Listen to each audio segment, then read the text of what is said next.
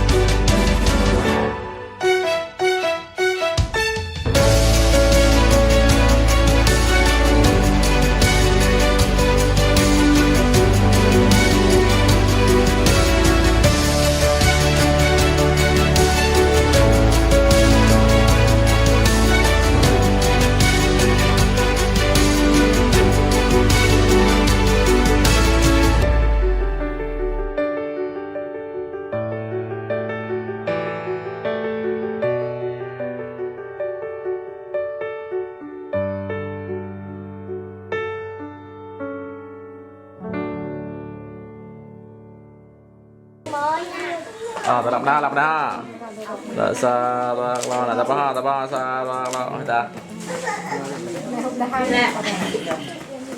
cái này không anh ấy rồi ra tập cái này tập cái nó xong các cái đây có sang rồi tao mò tao về có sang làm ra là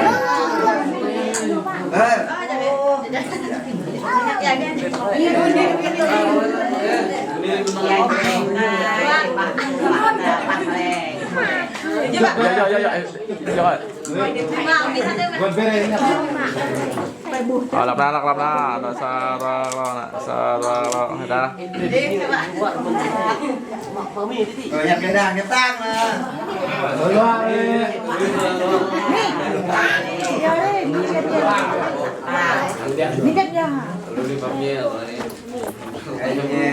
nhà ta nguyên gia bên đây cái nhà trong tu mua ta đã đi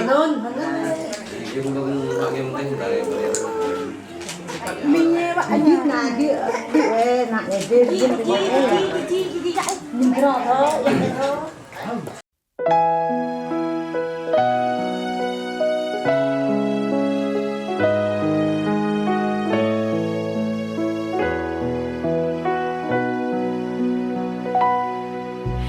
Not sure if you know But when we first met, I got so nervous I couldn't speak. In that very moment I found the one, and my life had found its missing piece. So as long as I live, I love you. Will heaven hold you? You look so beautiful in white. And from now to my very last breath, this day I'll cherish. You look so beautiful in white tonight.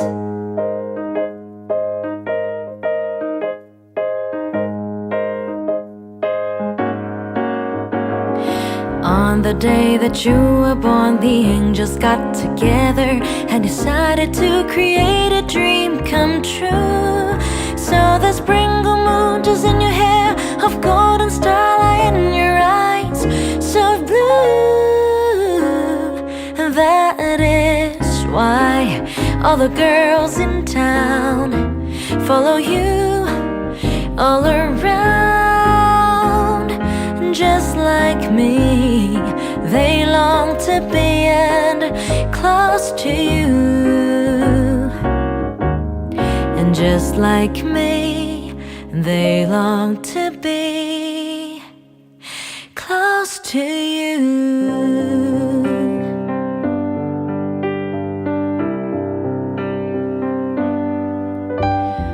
Wise men say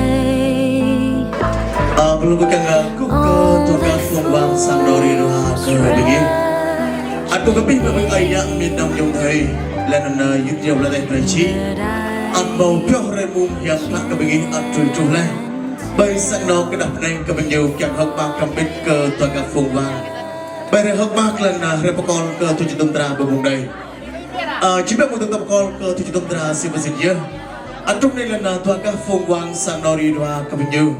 Hang tujuh tentara at mau teng leh, bay nắp bom băng lên tay khắp cơ tujuh nama, keng ya tekan ke pi bang big ay ya miền đông dòng tây, lên non yuk ya loten pleci at mau piok rembung nhầm klap, at tujuh leh bay sana menyubu bung đây, keng hok bak rompit ke tuaka phung wang sang no, hok bak rompit ke tujuh tentara, bay re hok bak lên rapakol ke tuanya bung đây, baru mai cipta pala ke sana ke tuaka. Rekau ke pi bang big ay ya miền đông dòng thầy yut ra tay pleci bing bom lama ar lời chặt yêu ke sana at mau chu le do ka rengau hang pisan bat ke bodai rekau ke pi bang big mau chu le big shi bodai kang pyo mung bang hwa hok bak rompit ke sana ke bing yu le hok bak rompit bay re hok bak repokol ke tujuh tentara bung đây rekau ke pi bang big ay ya miền đông dòng thầy yut ra tay pleci Bigi more tu lah, bigi sebenarnya.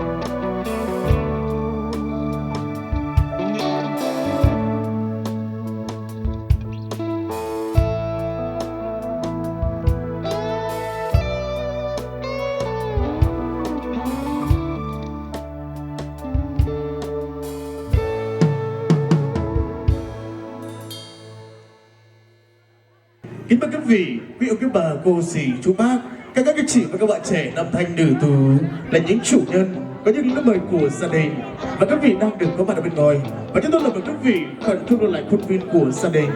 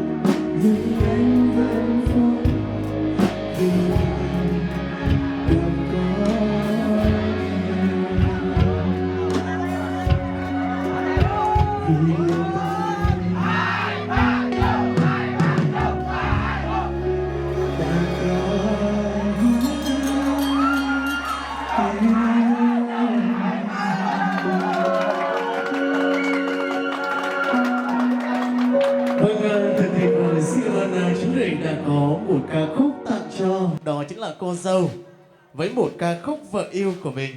Đó chính là một tình cảm yêu thương đặc biệt nhất của chú rể dành tặng cho cô dâu yêu dấu của mình trong hôn lễ ngày hôm nay. Và như vậy là chúng ta là những chủ nhân đang được chứng kiến và cùng thưởng thức ca khúc này, và quý vị. Và xin mời quý vị hãy dành cho cô dâu và chú rể bằng những tràng pháo tay thật lớn, nồng nhiệt cùng chúc mừng đến đâu. Vâng, thật tuyệt vời. Và như vậy là cô dâu và chú rể đang được có mặt tại sân khấu từ những lúc này và chính thức được ra mắt đến nội ngoại hai bên gia đình. Và quý vị khách quý chúng ta đang được hiện diện tại nơi đây. Sau đây kính mời hai bạn sẽ cùng cúi đầu để cùng chào ra mắt các vị khách quý của mình trong chương trình lúc này. Xin mời. Dạ vâng, kính thưa quý vị khách quý, thật đúng là con người của chúng ta thì có tổ có tông, như cây có cội, như sông có nguồn. Cây có cội thì mới vân cành xanh lá, sông có nguồn mới có biển cả sông sâu. Và để cho niềm vui và sự hạnh phúc tuyệt vời của đội bạn trẻ ngày hôm nay được nhân đôi, và cho phép kính mời lên sân khấu bên phía gia đình họ nhà gái của chúng ta. Trân trọng kính mời quý ông Siêu Loan và quý bà cờ Puih tại làng Hang Rinh, thị trấn Chư Sê, huyện Chư Sê, tỉnh Gia Lai. Và đó chính là song thân phụ mẫu của cô dâu. Trân trọng kính mời lên sân khấu ạ. Bên phía gia đình họ nhà trai, trân trọng kính mời quý ông Ra Lan Nhoai và quý bà Siêu Hở Tuyền tại làng Jrai, thị trấn Nhân Hòa, huyện Chư Bứ, tỉnh Gia Lai. Và đó chính là song thân phụ mẫu của chú rể. Trân trọng kính mời lên sân khấu ạ.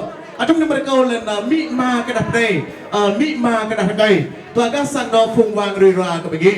Trên đích mình lòng này tôi lấy khắp cờ thôi cho nó ba, càng bu mông ta cờ pi bằng, ra câu cờ pi bằng mình đi. Phong tất cả rong là tôi chung sang đó biết cái gì? Pi cờ pi bằng. Dạ vâng, kính thưa quan viên họ, kính thưa quý vị khách quý, và như vậy là sân sân khấu lúc này. Và đây chính là đại diện hai bên gia đình của chúng tôi, gia đình họ nhà trai, gia đình họ nhà gái. Và nụ cười viên mãn tràn người đang được nở trên khuôn mặt và sự hạnh phúc của đôi trẻ. Và không có gì hơn. Và một lời cho phép tôi xin được thay lời cho dịch vụ tiệc cưới nhà hàng Thủy Vũ cùng với ban nhạc Tân Mỹ chúng tôi xin được đến tại gia đình của chúng ta. Và đó chính là một lời cúi đầu thay cho những lời chia đặc biệt nhất của chúng tôi trong chương trình lúc này. Vâng, kính thưa quý vị khách quý, đúng là trăm năm chọn lấy một ngày và một ngày chọn lấy một giờ. Và giờ khắc đẹp nhất chính là giờ phút này. Và cho phép tôi xin được trịnh trọng tuyên bố khai mạc đại lễ phúc quy của đội bạn trẻ cô dâu gặp Puih siêu sẽ dưới cùng với chủ đề siêu sơn xin được phép bắt đầu. Xin quý vị vào trong thật lớn nào nhiệt cùng chúc mừng nào. Vâng, thật tuyệt vời, xin cảm ơn quý vị rất là nhiều. Trong đêm câu lần sang no cái đập này càng mùi biết là tôi lấy hẹp đi cờ bi bằng cái câu cờ bi và bực đi bị thằng mà bên. Ô cái này bi bằng bên nông người ta là bu bò mít nông bu bò người ta có ăn củ nhặt là người phun ngọt rồi đi mê người ta đi nó bu hơi có đâu bu bò ăn cái bu bò mi bu bò ma bu bò yong bu bò nông bu bò bê còn nhẹ hơn từ đây nhặt rồi để làm luôn rồi gì.วันนี้ไม่ตามมุมมิเล่นตัวอะไรครับเกิดสังนอนแล้วนะเป็นในกับเป็นยูล่าเกิดตัวการสังนอนฟูกวางเลยว่าแกงเราสังนอนเป็นยูแล้วนะแกงครับพร้อมเป็นกับพี่ปมิตาเป็นในกับพี่ปมิตาอยู่ลูแบบมะแล้วนั่นไปมุมในแล้วนะสังนอนเป็นยูแล้วนะอัดโมตัวอะไรติดที่แล้วก็เกลปักยี่กับพี่ปมิตาแล้วก็กับพี่ปมิตาพอตะการรองแล้วตัวชุ่มหักมากเราเป็นสังนอนเป็นยูเป็นในกับพี่ป Và như vậy là chúng tôi mời quý vị chúng ta lại hướng về sân khấu để chúng ta cùng chứng kiến và đó chính là tất cả nghi thức tiếp theo sẽ được diễn ra sân khấu tại những lúc này. Và chúng tôi mời quý vị đứng bên sân khấu và chúng ta cùng chứng kiến ạ. Sau đây kính mời hai bạn chúng ta sẽ đến với và đó chính là nghi thức cùng trao nhẫn cưới cho nhau. Xin mời hai bạn chúng ta tiến lên phía trước một chút xíu ạ và cùng quay về phía nhau, đứng đối diện là với nhau đi ạ. Và kính mời hai bạn chúng ta đứng đối diện là với nhau và cùng trao cho nhau nhẫn cưới yêu thương. Xin mời. Và đây chính là cặp nhẫn tình yêu mà đội bạn trẻ đang được dành tặng cho nhau. Trước sự chứng kiến và sự có mặt của quý vị khách quý chúng ta đang được hiện diện tại nơi đây. Và xin mời chú rể cùng trao nhẫn cưới của mình đeo lên ngón tay giáp út của cô dâu. Và sau đó cô dâu sẽ trao lại cho chú rể. Trân trọng kính mời hai bạn. Và cho phép tôi xin đứng một chút xíu về chiếc nhẫn này. Chiếc nhẫn là một vòng tròn không có điểm dừng lại. Và khi mà hai bạn cùng trao cho nhau đeo lên ngón tay giáp út của nhau, nơi mạch máu của hai bạn luôn luôn được chảy xiết thì ngày hôm nay đó chính là ngày hạnh phúc trăm năm. Xin được chúc mừng. Và xin mời quý vị hãy dành tặng cho đôi bạn trẻ những lời cầu chúc bằng những tràng pháo tay đi nào. Những tràng pháo tay thật lớn nào như quý vị, lớn hơn nữa đi nào. Vâng, thật tuyệt vời, xin cảm ơn. Và như vậy là chúng ta đã được nhìn thấy cô dâu và chú rể chúng ta đang được ra mắt chiếc nhẫn cưới của mình, phải không ạ? Tiếp theo kính mời hai bạn chúng ta sẽ đến với phần đó chính là nghi thức dâng rượu sâm banh cho đấng sinh thần và những người xứng dục. Và trước khi đến với nghi thức dâng rượu sâm banh, chúng tôi mời hai bạn chúng ta cùng trở về với đó chính là tháp lô đài ly của mình và cùng sát xa mật ngọt tình yêu và sự hạnh phúc. Xin mời.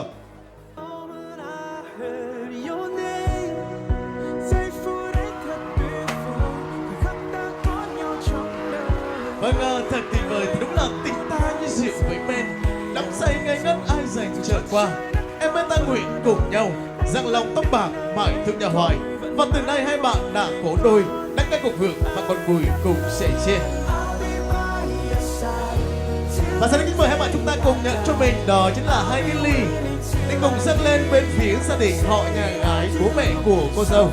Xin mời chú rể Sơn dâng rượu cho bố của cô dâu và cô dâu dâng rượu cho mẹ của mình. Tình của đôi bạn trẻ đang được dâng lên cho đấng sinh thần và những người xứng dục trong hôn lễ vô quy. Vâng, thật tuyệt vời. Tiếp theo, kính mời hai bạn chúng ta nhận thêm cho mình 2 ly tiếp theo và cùng dâng lên bên phía gia đình họ nhà trai, bố mẹ của chú rể. Vâng, xin mời chú rể Sơn dâng rượu cho bố của mình và cô dâu dâng rượu cho mẹ của chú rể.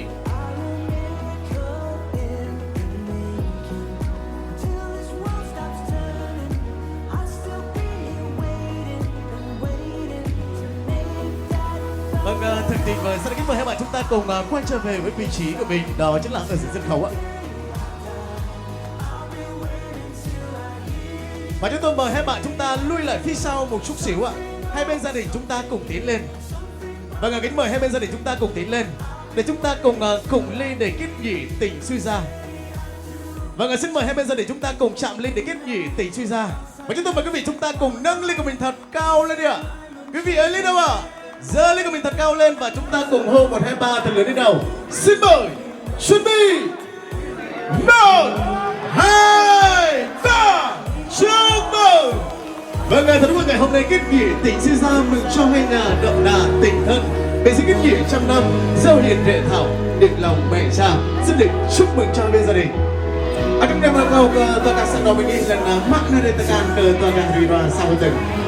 Vâng, kính mời hai bên gia đình chúng ta có thêm một cái bắt tay để siết chặt tình nghĩa sinh ra. Xin mời. Vâng, thật tuyệt vời, xin được chúc mừng. Chúng ta mời câu sẵn đó mình nghĩ lần này cho bác rôn lần nào hốc bác rộng biết cờ bi bận. Câu mỹ ma cái đạp này là mỹ ma cái đạp cây. Mình nghĩ sự bạc là hốc bác rộng biết cờ bi bận. Gừng cay với mặn xin được bên nhau. Bánh này là bánh nghĩa bánh tình. Bánh này xin được cắt ra sẵn như săn sáng dự ta với mình. Vâng, thật tuyệt vời, xin được chúc mừng và xin mời quý vị hãy dành tặng cho cô dâu và chú rể bằng những tràng pháo tay để thay lời cầu chúc của mình đi ạ. Một trong rất thật lớn, đạo nhiệt cùng chúc mừng. Vâng, thật tuyệt vời, xin cảm ơn. Vâng, sau đây mời hai bạn chúng ta cùng quay trở về khu vực trung tâm sân khấu ạ. Và cùng đến với phần đó chính là nghi thức ra môi. Và chúng tôi mời quý vị một lần nữa chúng ta cùng giơ ly của mình thật cao lên và chúng ta cùng hô 1, 2, 3 thật lớn một lần nữa đi nào. Quý vị ơi, ly đâu ạ? Chuẩn bị 1, 2, 3, chúc mừng. Vâng, xin được chúc cô dâu chú rể trăm năm tình viên mãn bạc đầu nghĩa vô thể. Và xin được chúc chú gái giữ sắc son trọn nghĩa vợ. Chúc chú trai kia chung thủy vẹn tình chồng. Và chúc quý vị khách quý một bữa tiệc thật vui vẻ, ngon miệng và ngập tràn niềm vui. Xin cảm ơn. Và quay trở lại với sân khấu lúc này chúng ta sẽ đến với đó chính là nghi thức trao quà. Vượt lên bên lòng tầng bên kèn lệ mỹ cơ sau đó mình ta lần nào hẳn ra lần tiền cả nam tầng.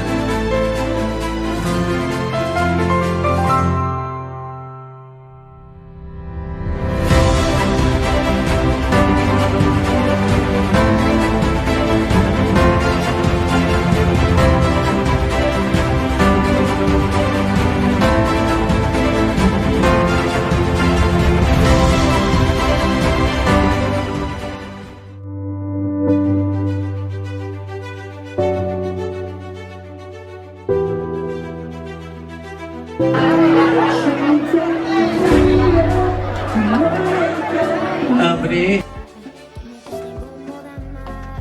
Aunque a veces se me olvide cuando estamos en la cama. A mí me gusta que me digan poesía al oído por la noche cuando hacemos groserías. Me gusta un caballero que sea interesante, que sea un buen amigo pero no es un buen amante. Que importan unos años más. A mí me gustan mayores, que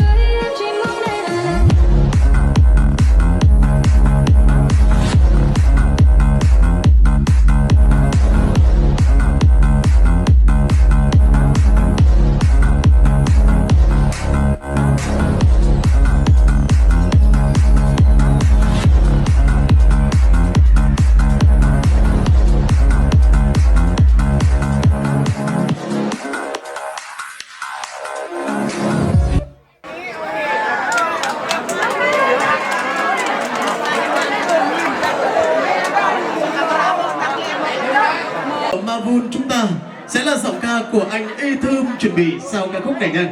Vâng, kính mời Mavun lên sân khấu để tiếp nối chương trình. Xin mời. Mavun tadi pihak yang terang ni, Mavun dah habis.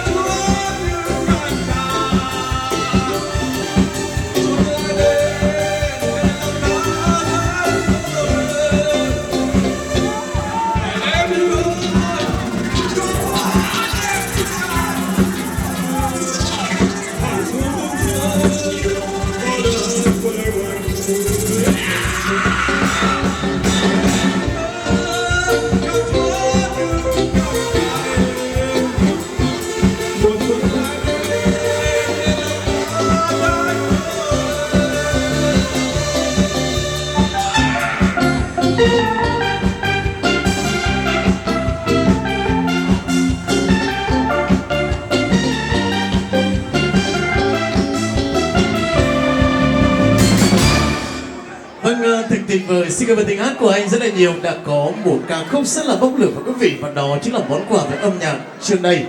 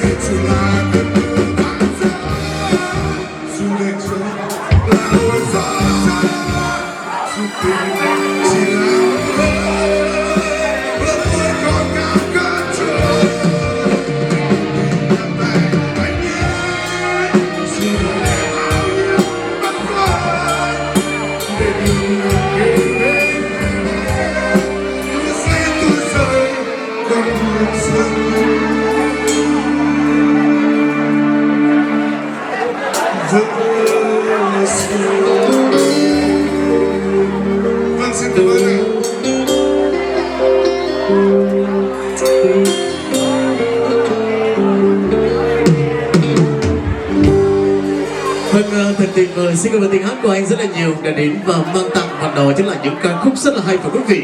Quay trở lại sân khấu lúc này, kính mời quý vị chúng ta cùng chào đón ca khúc được mang tên Đi tìm lời ru nước thân mặt trời của nhạc văn lời Yvonne Kesson.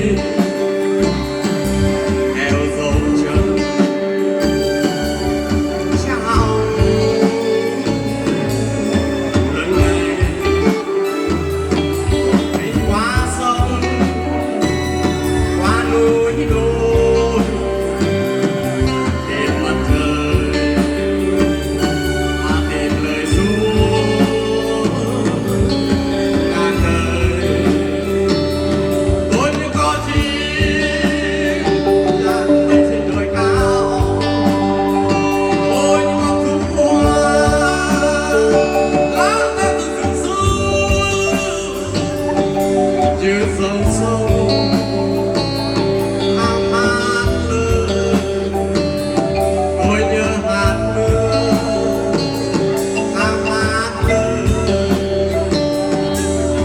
bài hát ôi mặt trời bài hát ôi một thời không đêm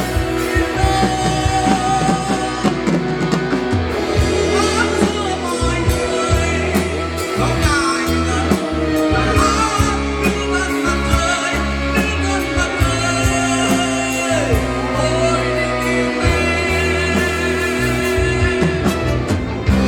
còn đi về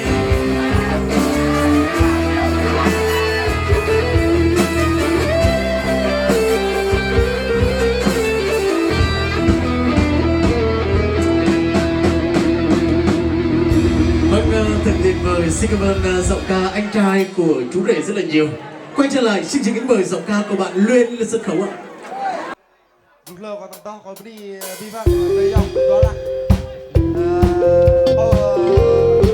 chúc tay lên tô chút hạnh phúc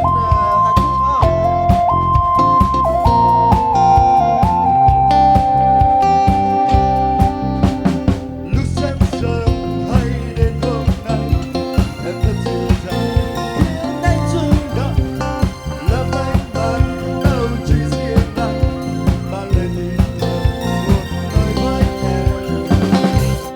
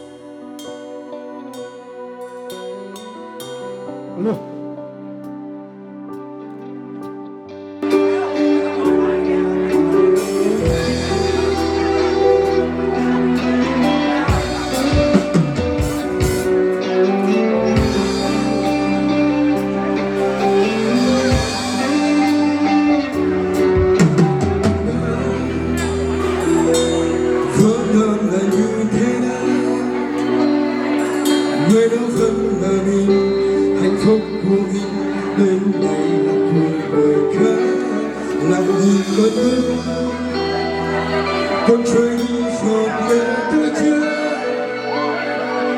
để anh mến ơi nhớ nhớ tim thôi nhớ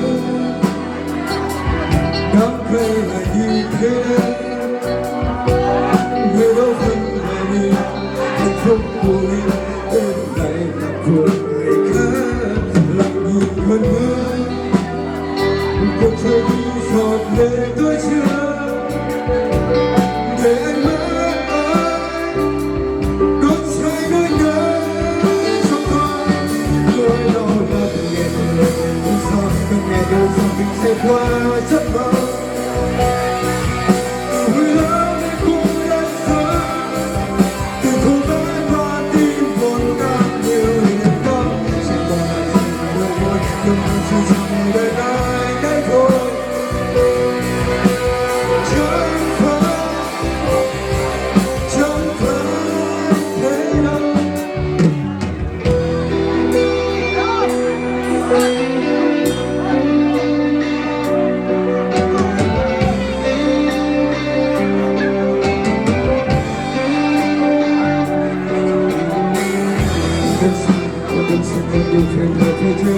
đừng ngập trong thương vẫn nằm anh bên em đừng ngờ hơn bao đau sống xoa là gì khi ta mới chỉ là đôi giờ thì nhưng phục cùng thời chúng ta thì không chỉ đêm nay hay rồi chỉ một đêm hoa thay cảm giác không may hay chỉ là đôi một đêm nay hay không biết đôi này xóa chân biết đôi một lần chỉ nỗi đau là từng đầu này không sao tất cả tôi sẽ qua giấc mơ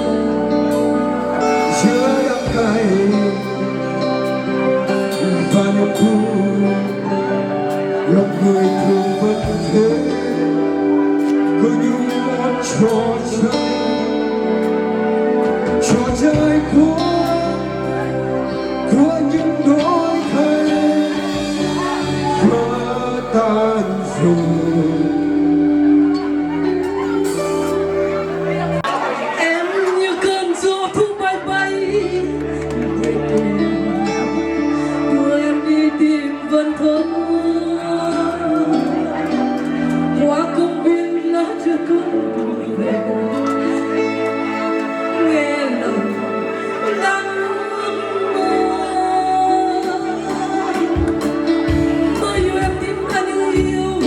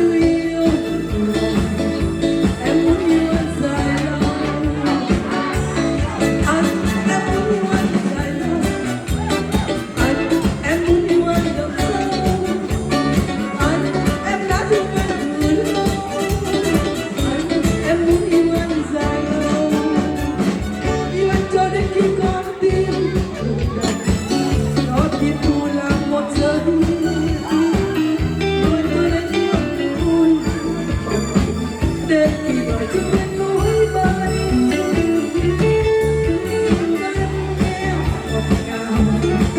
tiếng đời lăn vẫn chưa lâu yêu em kiếp ta như yêu lần đầu anh muốn yêu em dài lâu.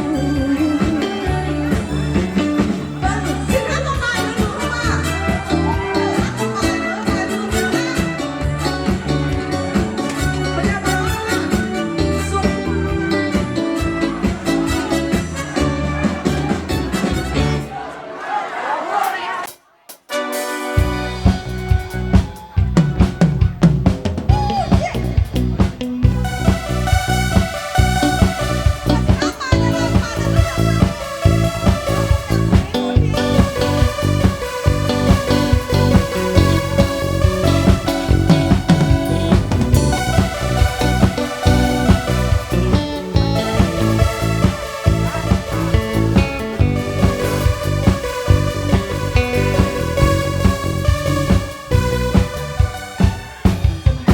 Bên anh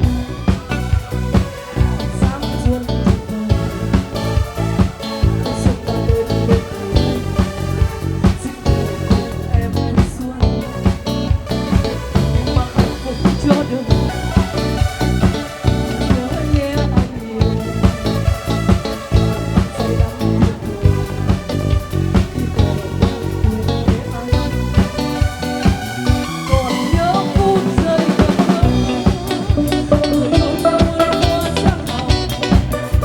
rồi đến cho tim tôi lòng chơi cho mỗi em rồi đến cho tim tôi chợt nhớ muôn hoa tuổi thơ hạnh phúc tuyệt vời nhớ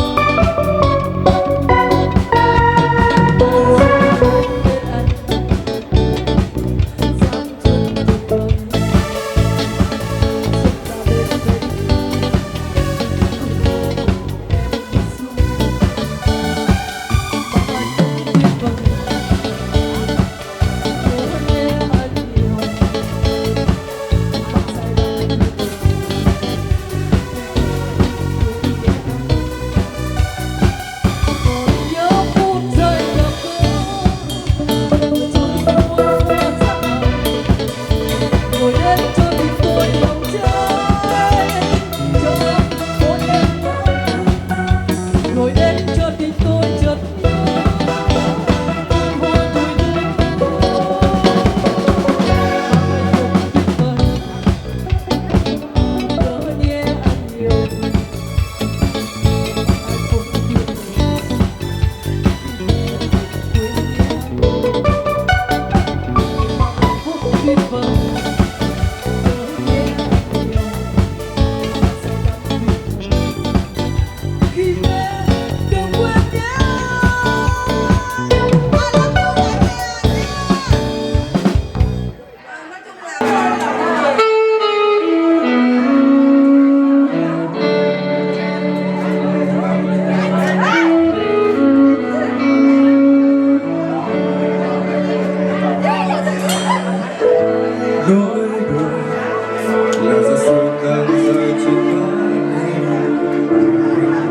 say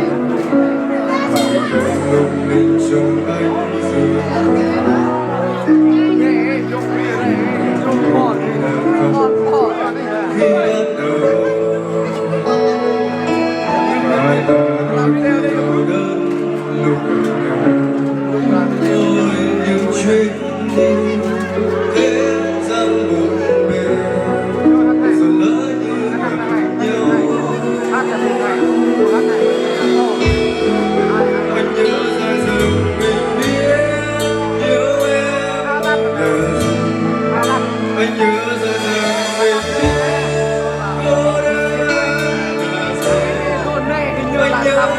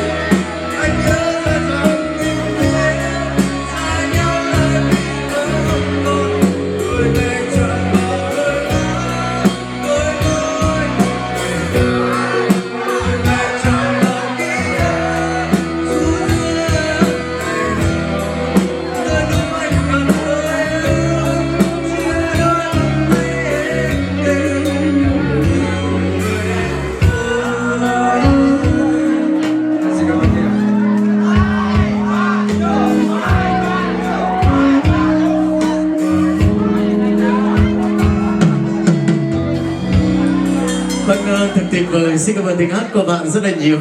Và ngay bây giờ đây sẽ là giọng ca đến từ phía gia đình của chú rể.